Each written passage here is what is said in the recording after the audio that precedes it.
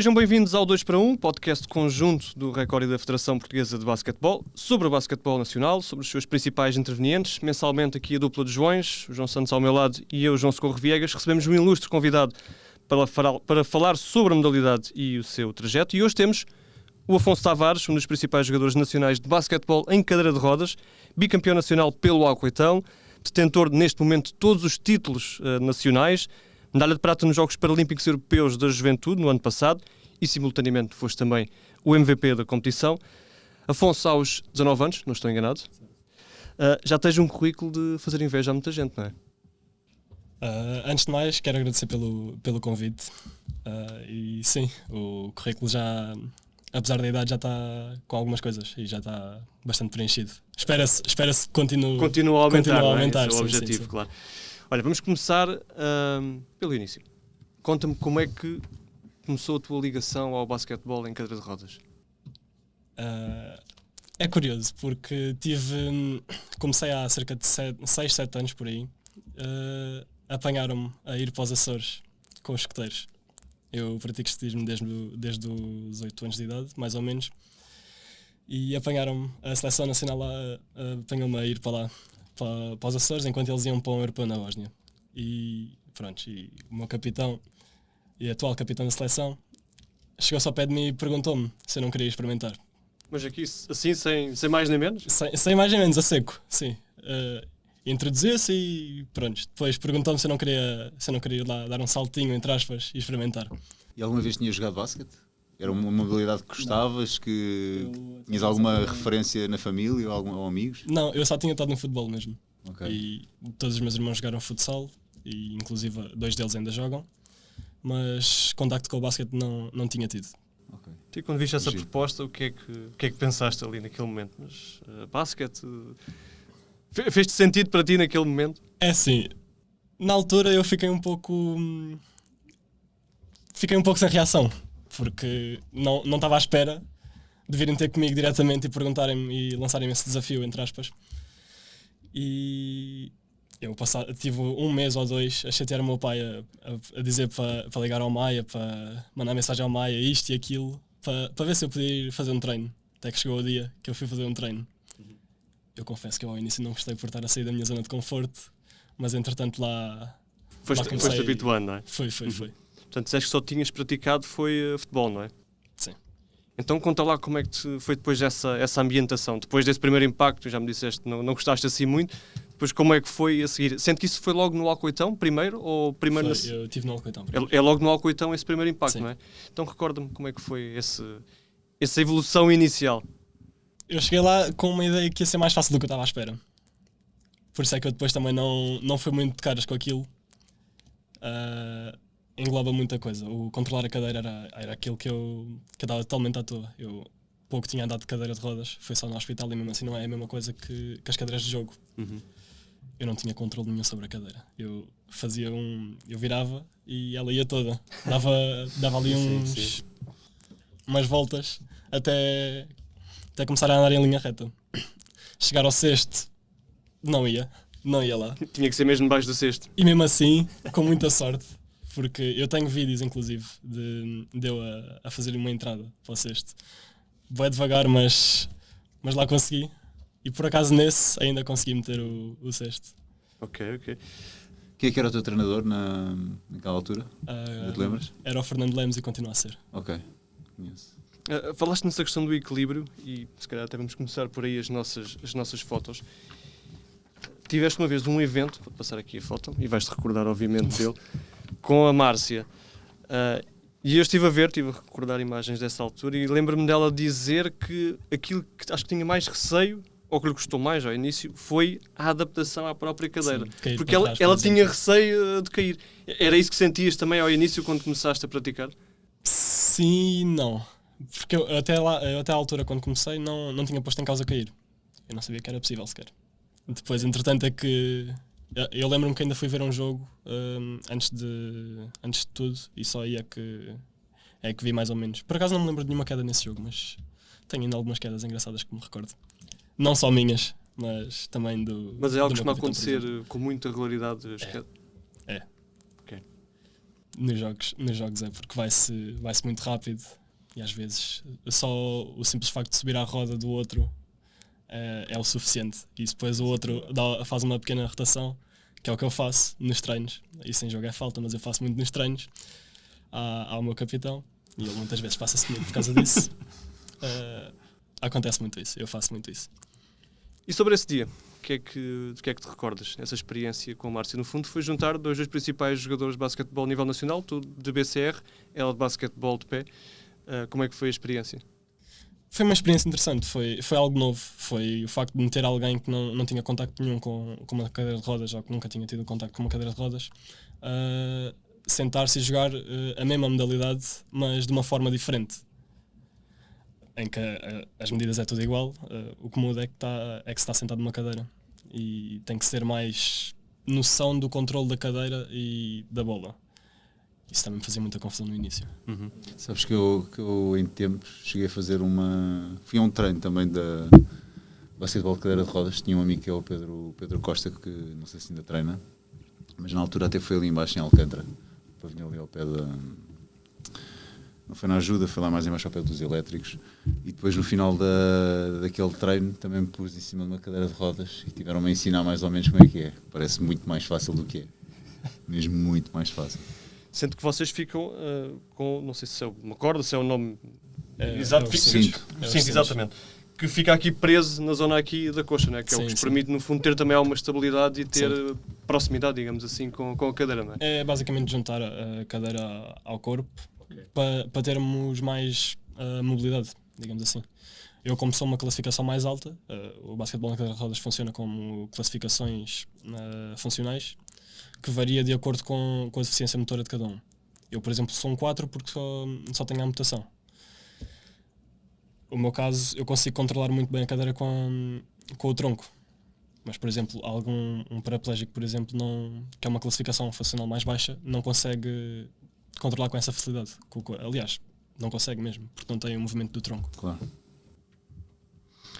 Para quem possa não acompanhar muito o BCR, quais as principais diferenças a nível de regras até, se aqui há, para o basquetebol de pé?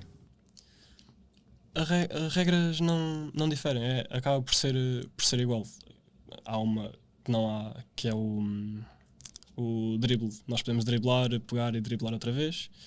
Isso é a única coisa que muda. Podes dar duas vezes duas balanço com a braçadas, cadeira, mais que duas cada passes. drible que fazes, não é? Sim. Neste caso, com as duas mãos, no fundo, como se fosse dois impulsos, não é? Pode não ser com as duas mãos, pode ser só com uma. Ok. Podemos estar a fazer, por exemplo, isto e ao terceiro já podem marcar passes. Ok. Podem? Não. Devem. Por norma marcam. Depois, Por norma ok. marcam. Faz parte da Por regra. norma marcam. Ok. Vamos imaginar aqui o seguinte cenário, em que vais ter que vender a mim e ao João o BCR. Ou seja, vais aqui exaltar os principais trunfos da modalidade. Para venderes vamos imaginar aqui duas pessoas que queriam saber mais e que não estavam por dentro, como é que irias vender a modalidade? Ui. É uma pergunta. É uma boa pergunta. Sim. Eu se calhar passava muito por lançar um desafio e não usava as cartas que tivesse que usar, sim, mas vendia basicamente como se fosse um desafio, porque acaba por ser aquilo acaba por ser melhor ao vivo do que propriamente atrás de uma tela, porque gera outro tipo de emoções. Aliás, qualquer jogo, qualquer desporto gera outro tipo de emoções ao vivo. E tens outras percepções também, obviamente, do espaçamento dos jogadores, sim, claro. Sim. Aliás, a maior reação que nós temos para uma pessoa que vai ver um jogo a primeira vez é os choques. São muitos. Há muito contacto, por isso acaba por ser aquele susto, entre aspas. Sim, por vezes provoca as tais quedas que estavas a dizer, não é? Sim, E que dá ali, se calhar, sim. alguns momentos que admito que à vista possam ser espetaculares. Para vocês, se calhar, alguns não são assim tão espetaculares porque são dolorosos, obviamente. Por acaso só tive um. Só me lembro de uma queda, assim, que foi mais dolorosa, porque passaram-me por cima do dedo. Pois. Disseste que antes não eras adepto desta modalidade, agora que já és uma referência, tens referências do basquete de rodas em Portugal ou no estrangeiro? Ainda na semana passada me fizeram essa pergunta. E foi curiosa. O meu capitão teve uma reação curiosa em relação a isso, porque eu não levo basicamente referências de fora. É óbvio que toda a gente tem aqueles nomes de peso lá fora, mas eu pego muito nas referências de cá. Ou seja, o que eu disse foi o estilo de jogo do Pedro André, que é um colega meu da equipa, inclusive o melhor amigo lá dentro. O controle de cadeira do Hugo Maia, tenho o lançamento do Pedro Bartolo e depois um misto disso tudo, que é quem eu me centro muito para evoluir, é no Miguel Reis, que está neste momento a jogar em Espanha. Ok, muito bem. E veste a jogar no estrangeiro? É um objetivo para o Afonso aqui do futuro? Eu já estava suposto ir este ano, mas tive umas complicações. Esta próxima época vai começar. Mas entretanto tive umas complicações e tive que atrasar mais um pouco. Vou fazer um ano na faculdade cá e só depois é que conjugo os dois. Se conseguir arranjar plano desportivo para sustentar os dois ao mesmo tempo. Okay. Basicamente fazer com que o basquete seja viável, mas nunca descurando a parte não me desleixando daquilo que é o meu futuro mais para uma idade mais... No fundo, quando terminares quando terminar a carreira, basicamente. Exatamente. E o que é que pensas para esse pós-carreira? Isso aqui ainda falta muito, esperemos ver-te ainda em campo durante muitos e bons anos, até que, por exemplo, o Hugo está com 47, acho eu, 40 e muitos. Eu recentemente falei com ele disse que uma idade eram 40 e muitos, portanto, e ainda continua a jogar a um grande nível, portanto, a carreira à partida pode ser vasta. Mas disseste que há essa questão da faculdade, obviamente, e o que é que te vês a fazer fora de campo no futuro? Qual é o curso já agora? Sim, exato. Eu quero entrar em Direito. Okay. Eu este ano não entrei, eu quero entrar para o ano de Direito. Okay. Eu, acima de tudo, após a minha carreira, eu quero apenas ter estabilidade na minha vida. Okay. Ter a tranquilidade que todos desejam é basicamente aquilo que eu quero. Não tenho uma coisa muito específica, apesar de isso ser algo específico. Vais descobrir depois durante o curso qual é que é a área dentro do direito que isso pode logo ser, vejo, logo se descobre. Há muita coisa que é depois. Vamos chegar só a recuar aqui um bocadinho, até porque tinha uma questão ainda relacionada com o teu processo de formação, e falaste no treinador, no Fernando Lemos, que eu creio que ele disse até recentemente que tu nos primeiros anos só treinavas fundamentos, acho que isto foram declarações até ao Borracha Laranja, em que dizia que no fundo era fazer lançamento contra a parede para aprimorar também o trabalho de pulso e obviamente todo o gesto técnico. Eu admito que se calhar para ti nestes primeiros anos não foi assim tão cativante, porque era só trabalho de técnica individual.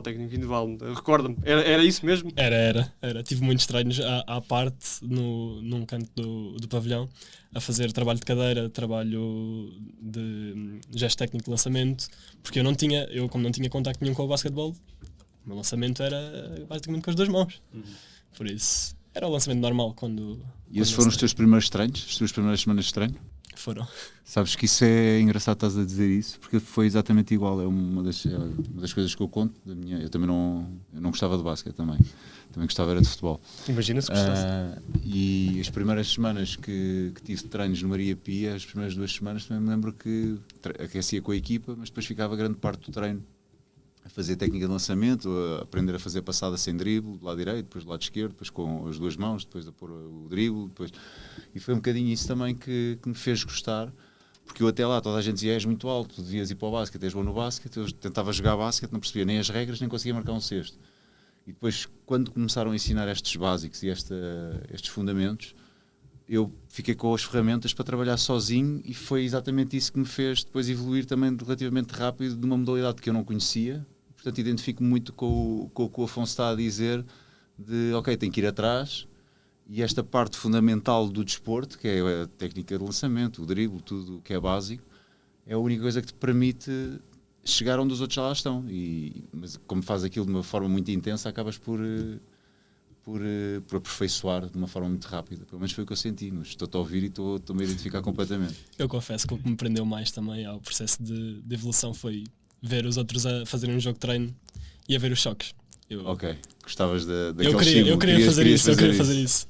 Inclusive os meus irmãos brincaram muitas vezes comigo a dizer que era carrinhos de choque. Ok. O primeiro jogo que eles foram a ver disseram: vocês parecem que estão a fazer carrinhos de choque lá dentro. E eles tentam fazer isso depois contigo? Tentam jogar contigo em cadeira de rodas ou não? Não, nunca experimentaram, mas até gostava que eles Era experimentassem. uma coisa gira. Porque lá em casa há sempre as picardias. Porque nós todos fizemos desporto, nós todos praticámos pelo menos alguma coisa.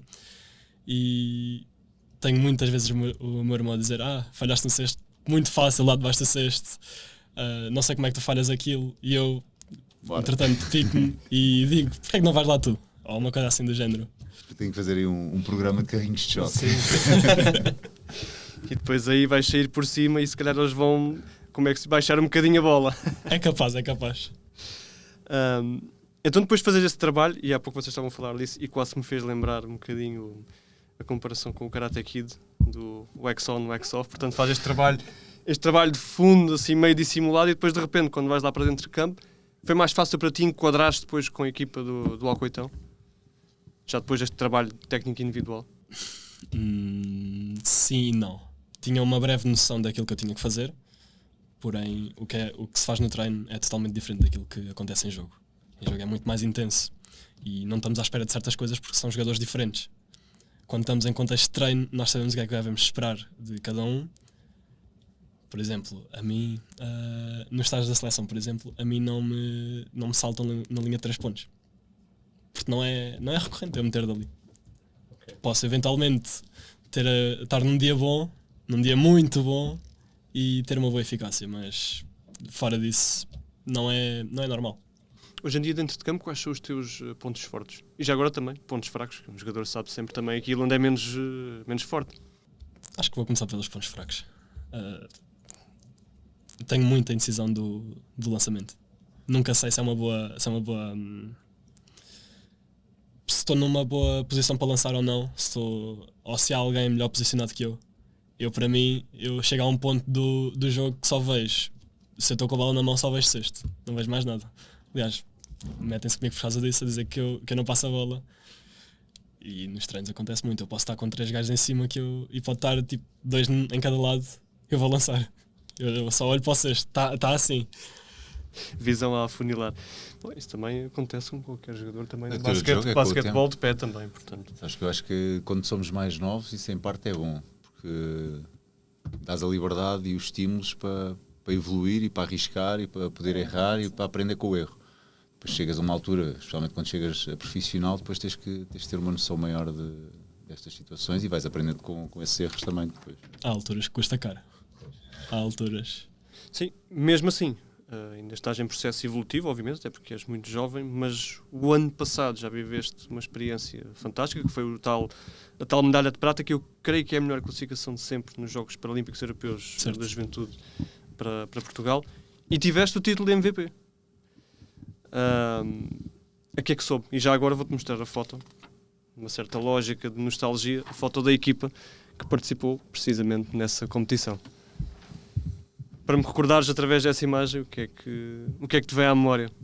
Há muitas coisas que me vêm à memória, porque nós fomos uma equipa com 8 jogadores e nós chegámos lá, os primeiros comentários que nos disseram era que éramos poucos, éramos uma equipa que basicamente, à teoria, éramos a mais fraca da competição, que íamos só passear, íamos só lá basicamente passear, fazer uns penteados fixe, porque inclusive está aqui pelo menos 2 pessoas que cortaram o cabelo. Eu tive o privilégio de fazer a obra de arte ao Gustavo Carvalho, que é o nosso atleta mais novo do Sub-23, que tem 13 anos atualmente. E... Chamada praxe. Basicamente, sim, fizemos a praxe. Estavas a fazer a coisa de uma maneira sim, como se tivesse ido a algum sítio muito giro. Eu quis vingar-me daquilo que fizeram. Que havia lá uns cabeleireiros muito giros. Foi mesmo pegar na máquina e acabar basicamente, eu fiz aquilo que me fizeram basicamente em 2022. E eu gostei. Faz parte. Gostaste do estilo? Eu gostei de me terem feito, porque acho que isso também eu no grupo. Fazer essa praxe no grupo. Algum corte específico que fica assim, se calhar até entrávamos aqui naquela parte, falámos há bocadinho de alguma história engraçada, se calhar avançamos já com a história engraçada, algum corte engraçado que fizeste o típico corte tenham feito ou que tenhas visto a fazer? Ou... Nós fizemos basicamente um moicano ao Diogo. Okay. Fizemos um moicano ao Diogo e escrevemos. Gostou? O problema é que ficou bom. Pronto. O problema é que ficou bom. Depois nós tivemos que andar com o batom a pintar, a escrever autobus, que era como se dizia em turco, e a dizer broken, que era uma piada interna que nós tínhamos lá, porque nós ficámos quase 1 hora à espera do autocarro. Ok. E o homem que estava lá, da organização, estava sempre a dizer broken, broken, the broken. Ok. E nós chegámos a um ponto que começámos a gritar, mesmo no sítio onde nós ficámos a dormir, começámos a gritar pelos corredores a dizer que está broken. E então escrevemos isso com batom na parte do lado da cabeça do Ok. Diogo. Se calhar agora falávamos um bocadinho sobre, até para te conhecermos melhor, para quem está lá em casa também te conhecer melhor, sobre aquilo que é o Afonso também fora de campo. Quem é o Afonso? Teu dia a Fora de dia. campo. Teu dia-a-dia, exatamente. Até podes descrever um dia normal, que junta neste caso, obviamente, as tuas coisas pessoais, mas também os estudos e, obviamente, o basquete. Este ano é complicada a questão dos estudos, porque eu estou a estudar por mim próprio. Como não consegui entrar na faculdade, vou fazer os exames e vou estudar por mim próprio. Tenho ginásio, faço o trabalho fora do clube, tenho os treinos com a equipa, que são 3 treinos por semana. Não é propriamente o melhor dia do mundo, nem a coisa mais interessante do mundo, mas É um dia, Entretém-se, é um dia entretém-se. como qualquer um de nós tem, no fundo. sim. Acaba por ser um dia normal. Tinhas-me dito há pouco, é uma das tuas pernas foi amputada, era isso? Ou foi mesmo à nascença? Foi amputada posteriormente, mas é devido a um problema de nascença, uma má formação congénita no fémur. O meu fémur era mais curto que o outro, entretanto desenvolvi problemas na anca também. E pronto, há cerca dos quando eu tinha 12 anos, mais ou menos, 11, 12 anos, fiz a amputação e imobilizei o joelho. Como é que foi essa transição, no fundo? Falamos aqui também de uma mudança drástica de vida. Como é que encaraste isso? Eu não encarei de forma negativa, porque eu apesar de ser muito negativo para mim, eu tento levar as coisas a bom porto. Ou seja, tento encarar as coisas de uma forma positiva. Eu tenho os pensamentos negativos para mim, mas eu executo as coisas de forma positiva. E levei muito bem o pós-operatório. Não estava pronto para as dores, isso ninguém estava, mas estava mentalizado para aquilo que ia ser a minha vida. Mas, de forma geral, levei até muito, muito tranquilo. Não encaraste como, ok, tenho aqui uma adversidade e agarrar-te, lamentares a adversidade, mas sim como se calhar algo a superar, ou é um desafio como qualquer outro? Foi assim que viste? Eu continuei a ver a minha vida normal. Eu nunca fui muito de estar parado, nunca gostei muito de estar parado. E já estavas nos escuteiros também, não é? Portanto, Exato, já tinhas essa por atividade. por isso acabava por distrair-me, entre aspas. Agora é complicado estar lá porque tenho jogos aos fins de semana, estágios e afins. Este mês, por exemplo, é um mês cheio de estágios, não dá para estar em 2 sítios ao mesmo tempo. Ainda continuas a conciliar as duas, ou seja, ainda vais aos escuteiros? Quando posso, sim. consegues. Não vou abdicar dos jogos, nem do estágio, nem de nada, mas quando posso ainda vou lá ainda dou lá um salto, por assim dizer, visto que tenho lá a minha família toda e tenho amigos meus lá. Como é que é, no fundo, e tu já atingiste até um certo patamar tremendo aqui em Portugal, como é que é vingar no mundo que, vamos ser sinceros, não facilita a vida a quem tem algum tipo de deficiência? E vamos imaginar, por vezes, o simples percorrer de uma rua, ou ir a um edifício e o edifício não está preparado para alguém que tem algum tipo de deficiência. Como é que é, no fundo, torna a tua vida uma constante superação no dia-a-dia, ou tu já olhas para esses desafios e para ti já é algo normal? Para mim já acaba por ser algo normal, porque é algo que eu convivo regularmente. Para mim, por exemplo, é mais fácil ir para os sítios porque eu ando de muletas, mas para uma cadeira de rodas é mais complicado. Mas ainda foi no domingo, acho eu, que tinha ido sair com os amigos e entretanto começa a ouvir um barulho mais alto, de um ferro a bater no chão. Eu penso, a minha muleta faz barulho, mas não era aquele barulho. Era a borracha que por baixo tinha rompido. Então tive que literalmente ir a correr para uma farmácia. Eram 9h30 da noite. Tive que ir a correr para uma farmácia para ir comprar as borrachas para depois irmos dar a volta. E conseguiste resolver ali? Ou, Sim, consegui. Eu na altura ainda fiz piadas. Não gostei muito depois quando cheguei a casa porque isso comeu-nos muito tempo, comeu-nos imenso tempo. Mas eu na altura ainda fiz piadas e ainda consegui levar com a maior tranquilidade. Ou Porque seja, é algo é a tal questão de normal. ver o bright side, não é? Ver Sim, o lado basicamente. positivo. Sim. E que conselhos é que darias a alguém que possa sofrer de algum tipo de deficiência e que queira vingar? E quando digo vingar, pode ser no desporto, mas pode também ser naquilo que é a sua vida pessoal, ou seja, fora de campo. Qual é que é o melhor conselho que tu achas que poderias dar? Opa, eu nesse aspecto não sou propriamente a melhor pessoa para dar conselhos. Ou então Porque podes... eu simplesmente diria para... Eu na altura saberia o que dizer, mas assim, de cor, eu se calhar só diria para sair da zona de conforto.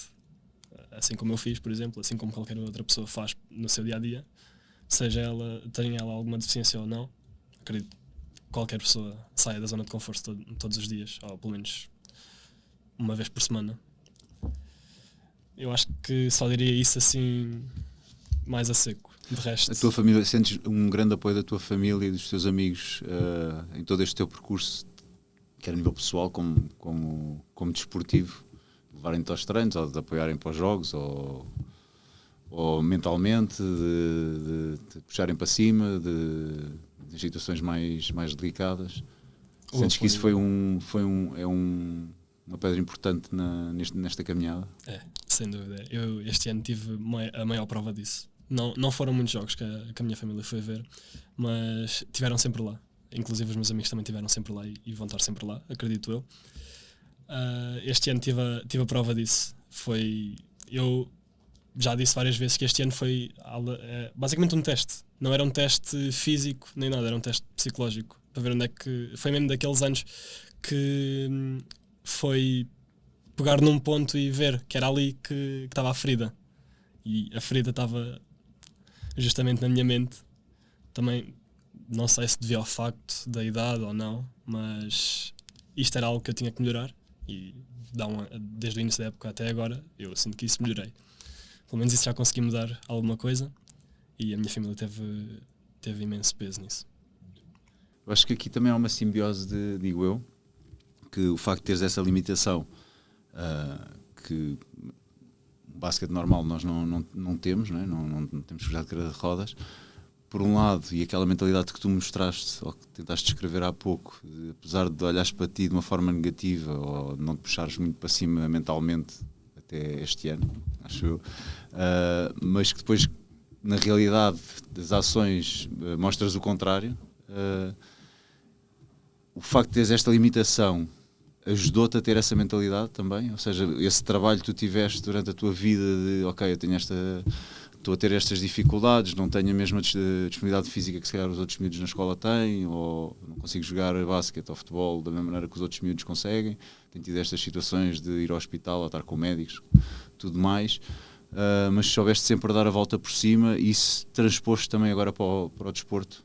Sentes que isso foi algo que trouxeste e que te ajudou a ser essa pessoa se calhar mais forte mentalmente para reagires e puxares a coisa para a frente? Eu já na escola fazia qualquer coisa. Eu fosse basquete, fosse vôlei, fosse handball, fosse futebol, o que quer que fosse. Eu estava sempre lá a fazer. Podia estar a fazer as coisas mais fáceis, mas estava lá a fazer.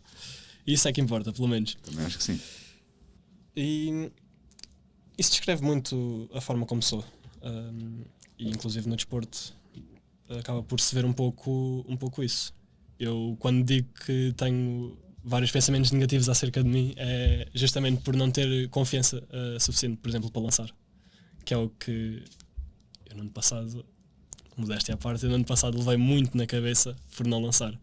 Inclusive há míticas frases que eu não posso mencionar aqui do meu treinador a dizer para eu lançar a bola ao cesto.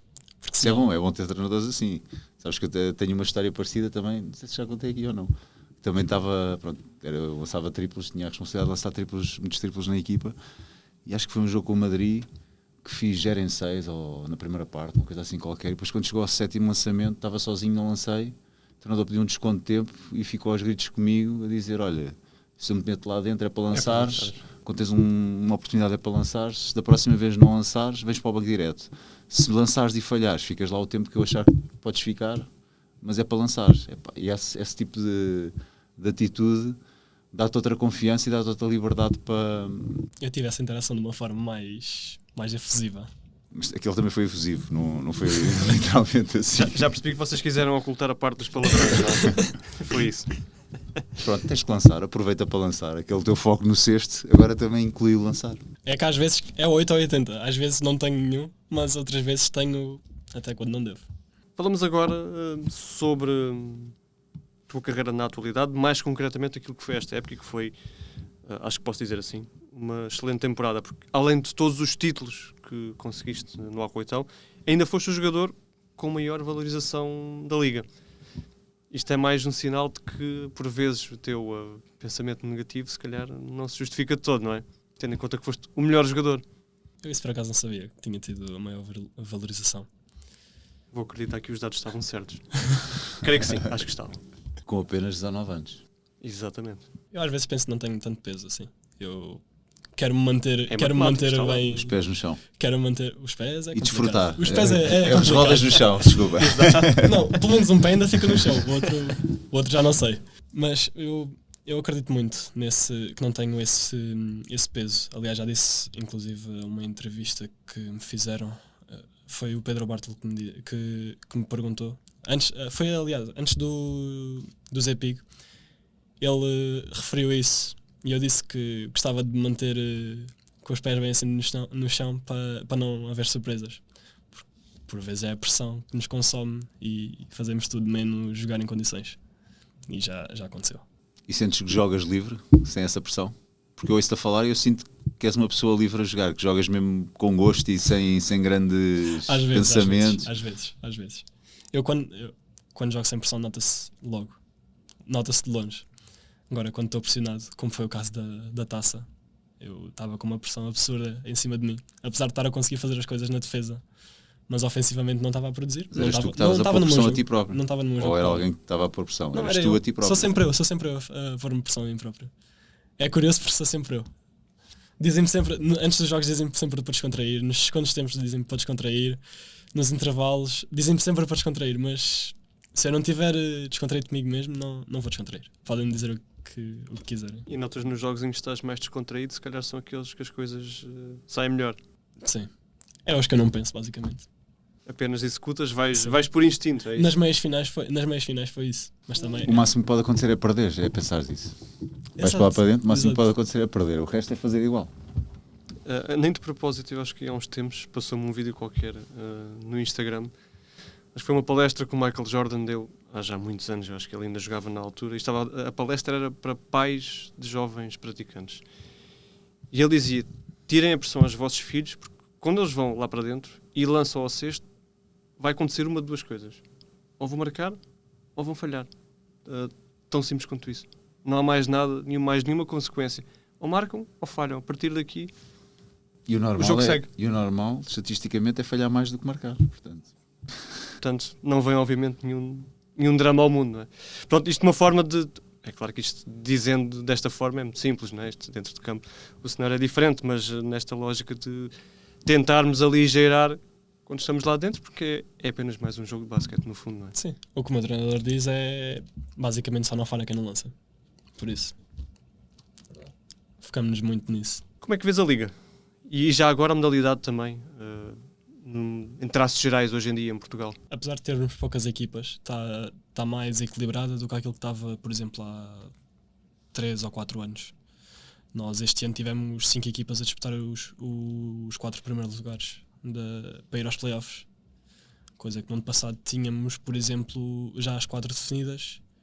E entretanto Braga, à meio da época, começou a fazer a recuperação. Quase conseguiu, mas já quando voltaram para tentar recuperar foi um pouco tarde. Este ano foi o que tivemos mais renhidos. Temos jogos mais equilibrados porque à medida que o tempo vai passando, a qualidade em Portugal vai aumentando, os jogadores vão evoluindo, como condição normal, e espera-se que continue a criar essa dificuldade às outras equipas de irem aos playoffs e apurarem-se para os 4 primeiros. Sentes que tem havido apoio institucional e os clubes no basquete de cadeira de rodas? Ou Eu não estou muito por dentro desse meio, por isso eu não consigo... não tens um termo de comparação? Não consigo ter um termo de comparação. Porém, nós procuramos muito esses apoios. Mas há equipas, por exemplo, que têm mais dificuldades nesses apoios, há outras que não procuram muito, mas isso eu não consigo ter uma boa percepção. Mas vejo o nível a aumentar, Sim, a qualidade. Sim. Será porque mais praticantes, melhores treinadores, melhores jogadores também? Acredito que passo muito por aí, pela melhor qualificação de treinadores, pelo aquilo que o jogo vai pedindo e vai-se evoluindo muito em competição. Pelo aquilo que nós fazemos em competição, as outras equipas começam a adaptar e começam a antecipar certos movimentos e começam a evoluir a partir daí. Eu, por exemplo, evolui muito a partir da antecipação de certas coisas. Na defesa, falo muito na defesa nesse aspecto.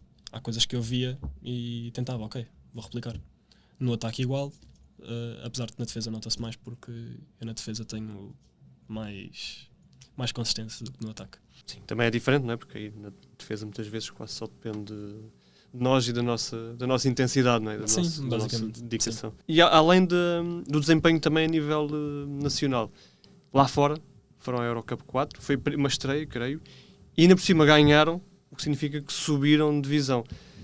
Que balanço é que fazes essa campanha e já agora subir à Eurocup 2? É um objetivo? É um objetivo. Ou alto lá? É um objetivo, sim, mas acho que vai ser mais complicado do que aquilo que foi a Eurocup 4. Nós fomos para a Eurocup 4 a pensar, ok, não vamos lá para ganhar propriamente aquilo, vamos para competir. Entretanto, se ganhássemos, era ótimo. E foi ótimo. Nós estávamos mais atentos aos ingleses, se não estou em erro, porque tinham 2 jogadores que faziam totalmente a diferença. Entretanto, nós chegámos lá e esses 2 jogadores não estavam. E nós pensámos, ok, então quais é que são os próximos? Entretanto, tínhamos os holandeses, que tinha pelo menos 2 jogadores. Tinha uma jogadora que fez parte da seleção holandesa durante vários anos e tem um jogador que não sei se ainda faz parte da seleção masculina da Holanda, mas teve muitos anos em Itália a jogar e notou-se uma diferença abismal no patamar em que ele estava. Ele basicamente precisava de 2 de nós para o parar e mesmo assim não era o suficiente. E conseguimos fazer um bom jogo contra eles. Contra os irlandeses, era aquilo que nós estávamos à espera. Era um jogo muito rápido, mas eu pelo menos tinha a noção que conseguia segurar-me melhor naquele jogo porque eram mais baixos. Eu, com um jogo mais baixo, consigo mais facilmente lançar lá de baixo, por exemplo, do que se for, por exemplo, com uma torre, que era o holandês. Ias perguntar, João? Não, eu ia só perguntar se com o Fernando, que eu sei que ele também é ambicioso e também tem muita qualidade, eu acho que não é por acaso, também os resultados, se o facto de irem subindo de nível não os vai também criar um desafio não só físico dos treinos, de nível de intensidade, de ritmo, de quantidade de treinos que se calhar vão ter que aumentar, em vez de 3 passam para 4, estou mesmo a ver qualquer coisa assim desse estilo. Se a vossa ambição não vai ser quando chegarem lá, então agora queremos subir. Eu sei que é difícil, mas ok, já atingimos este patamar, vamos chegar lá agora em 2, 3 anos e vamos subir. Ou se vão ficar tipo, ok, vamos tentar manter-nos. Duvido. Daquilo que conheço a Fernanda, daquilo que conheço cada um de nós, qualquer um de nós, não nos vamos deixar por ali. Pronto. Vamos querer subir e vamos querer mais. Até então chegar ao topo. É uma questão de tempo. É uma questão de tempo. É uma questão de tempo. E será também fazível chegar a uma divisão A na seleção? Sabendo, obviamente, que não é fácil, mas... Isso é uma ambição que eu tenho ainda. Isso é uma coisa que eu quero fazer parte desse momento. Ainda tenho esse sonho de subir com a seleção à divisão A. Quantos jogadores estão a jogar no estrangeiro neste momento?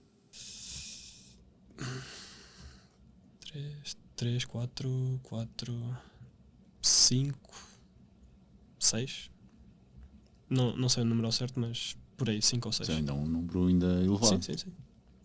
E tem tendência para ir mais. E costumas ter algum contacto com eles no sentido de perguntar como é que é a experiência deles lá fora, se eles te aconselham eventualmente a algum campeonato em específico? Sim, eu tenho mais contacto com o Miguel Reis. E mesmo nos estágios nós metemos muita conversa em dia, visto que durante o resto do ano estamos mais preocupados com o trabalho que nós estamos a fazer, em específico. Mas há muito essa conversa. Aliás, antes do jogo das finais, do jogo 13 e jogo 4, eu estive a falar com o Miguel e ele teve-me a falar sobre lá fora, a dizer que eu tinha que ir lá para fora, tinha que ir para a Espanha jogar, para ter a experiência de lá fora, e a perguntar-me quando é que eu saía. Teve N tempo a falar-me disso e teve-me a dar conselhos para o jogo das finais, o que é que...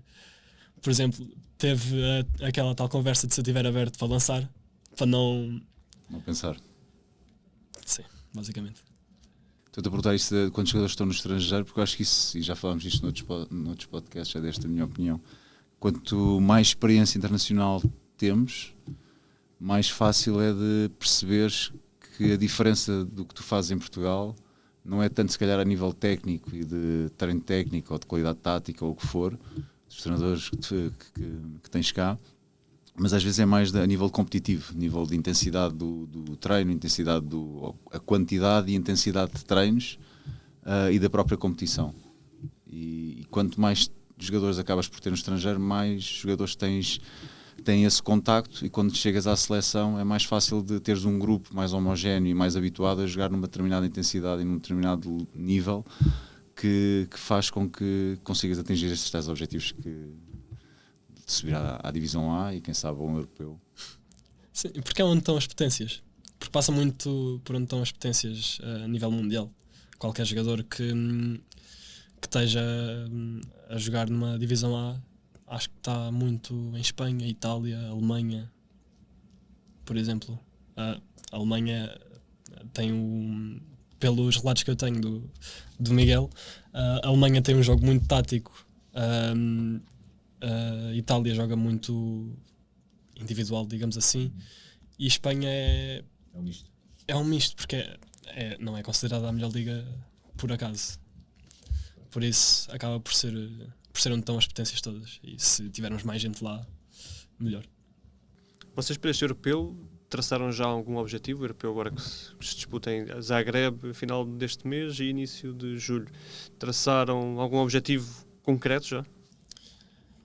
Os objetivos que estamos a falar, nos estágios pelo menos, é chegar lá e competir. Não é manter-nos na divisão B. É apenas competir e lutar pela melhor classificação de sempre na divisão B. Porque se conseguirmos chegar, por exemplo, a um 6º lugar ou a um 5º lugar, já é a melhor classificação de sempre. Sendo que Portugal subiu há não muito tempo para a divisão B, não é? Sim, e é aos poucos que se consegue chegar aos melhores resultados. E vocês notam isso que o João estava a dizer, da questão da intensidade, e quando jogam com seleções mais cotadas, notam essa diferença de intensidade, de ritmo no adversário? Nota-se imenso. Na Turquia foi exemplo disso, por exemplo com a Itália. Na Turquia a Itália não nos deu hipótese, aliás não deu hipótese a nenhuma das equipas. A Holanda também tem um projeto de desenvolvimento sub-23 muito bom. Aliás, eles tiveram estágios durante 3 meses e nós, um dia antes da competição, a termos estágio, chegarmos lá e a ganharmos o jogo a eles. Foi algo que lhes ficou marcado a eles, porque o nosso treinador do Sub-23 tem vários projetos assim para outras seleções, e já lhe disseram que eles tiveram estágios de muito tempo, e enquanto nós tivemos estágios de um fim de semana, um dia antes da competição, chegar lá e pronto, sabendo que os nossos treinos lá passavam muito por lançamento e técnica individual também. Era muito pouco jogo, porque só éramos 8. E a discrepância entre o 5º e o 6º, por exemplo, a discrepância de qualidade, digamos assim, era notória. Vamos avançar para a parte final ou ainda tinhas aqui alguma questão? Não, podemos avançar. Então pronto, como eu te tinha dito, temos agora aqui os 2 últimos blocos, que é perguntas de resposta rápida, ou seja, quando digo rápida não é para pensar muito na resposta. Podes elaborar, tudo certo, mas não é ficar muito tempo a pensar. Depois o outro é o este ou aquele, sendo que será uma versão jogadores da Liga Portuguesa de BCR. Portanto, será um bocadinho mais fechado. Mas vamos então às perguntas de resposta rápida. Jogo mais marcante da carreira? Sintra, contra Sintra há 2 anos, para a Taça de Portugal. foi pós-operatório. Foi pós-operatório em que sou MVP do jogo, faço 24 pontos e eu tive N tempo com esse jogo na cabeça. E perdemos por 3. Sendo que, entretanto, vocês já ganharam a Taça de Portugal. Já tiveram Já o tivemos a gostinho vingança. contrário, a vingança. O momento mais insólito que tiveste num campo de basquete. Cair sozinho. Quem E nunca, foi não é? este ano. Cair sozinho para tentar parar uma jogada. Foi este ano contra a Braga no jogo 5, acho eu. E eu depois ainda fiquei a reclamar. E depois cheguei lá abaixo, comecei-me a rir e disse: eu ali mandei-me para o chão para tentar parar a jogada. Pois. Quem é o teu ídolo atualmente? Eu tenho tantos nomes. E pode ser num campo de basquete, pode também ser fora dele. Não é dentro do campo nem fora do campo. Acaba por ser o meu padrinho, que faleceu no dia 24 de dezembro. Foi alguém que me marcou imenso. E se há alguém que tem peso na pessoa que sou hoje, é ele. Qual é o teu gesto técnico mais forte? Sendo que não vai ser o lançamento de 3, pelo que eu já percebi. Para já. Para Quem sabe para no já. futuro. Espero que seja. Fadeaway 0 graus. Fadeaway 0 graus é bonito. bom. Fadeaway é sempre bonito. E não é fácil de certeza, portanto, acaba por ser curioso, porque é um lançamento que é difícil de executar. Na Irlanda fechei um jogo assim. Seja no basquetebol de pé. Bonito. Na Irlanda fechei um jogo assim. Vamos fingir que aquilo era suposto ir à tabela, mas não era suposto ir à tabela. Conta a versão de que não era suposto. Adversário que gostarias que fosse colega? Tens muitos, não é? Tenho. Primeiro que vem à cabeça. Respostas rápidas. Pedro Barton. Sexto mais improvável que marcaste? Contra o Porto. Um lançamento que eu faço, tipo só isto, de costas, nem olho para o cesto nem nada. Mas entrou. Só lanço para cima e só mando para cima e ela entra. E depois venho para trás, tipo assim. Não sei ao certo porquê, mas acho que tinha sido falta e eu só lancei mesmo para ganhar a falta. Ok. Não houve apito, mas houve sexto. Exato. Se não praticasses BCR, que outra modalidade é que gostavas de praticar? Não vejo noutro sítio, sinceramente. Há pouco falaste, por exemplo, no futebol, não sei se... Não, mais tarde eu percebi que isso não era para mim. Não me vejo, sinceramente, noutro sítio. E agora Este ou vamos para a versão este ou aquele, como tinha dito, com atuais jogadores da Liga Portuguesa de BCR. Então vamos começar. Márcio Dias ou Hidrolindo Gomes? Márcio Olassana Injai. O Laça porque, pronto, tenho os meus motivos. Lassana ou Marco Almeida? O Laça. Olassana Pedro André Gomes. O André. Pedro André Gomes ou Hugo Maia? Vão meter por caminhos apertados. André. Cada vez fica mais. André ou Afonso Tavares? Sou eu. Afonso Tavares ou Pedro Bartolo? Pedro Barto. Ganhou o Pedro Bartolo. Então. Pronto. Sim. Por agora. Desta está bem. Mas aqui não podias esperar facilidades. Aqui nunca facilitamos a vida aos convidados. Aqui é sempre difícil. Não estava à espera de entrar eu, mas estava à espera que fosse assim. Nós quando fizemos com o Diogo Ventura, até o pai dele colocámos a meio. Correu-nos mal, porque colocámos logo ali a meio e ele depois foi com o pai até ao final, mas já não deu mais ninguém. Ganhou toda a gente. Mas normalmente metemos sempre a própria pessoa metida ao barulho. Portanto, às vezes vai mais longe, outras vezes a pessoa gosta de se resguardar um bocadinho mais e basicamente dita a sua própria eliminação logo ali ao início, mas metemos sempre o próprio lá dentro. É algo inesperado. Sim. Olha, muito obrigado pela tua presença. Desejo-te o melhor para o resto da tua carreira, que obviamente esperamos que ainda faltem muitos e bons anos de carreira, que também que na seleção agora no Europeu corra tudo bem. E quanto a nós, já sabem, voltaremos para um próximo episódio. Este, como é habitual, poderá ver nas plataformas do Record e também na Federação Portuguesa de Basquetebol.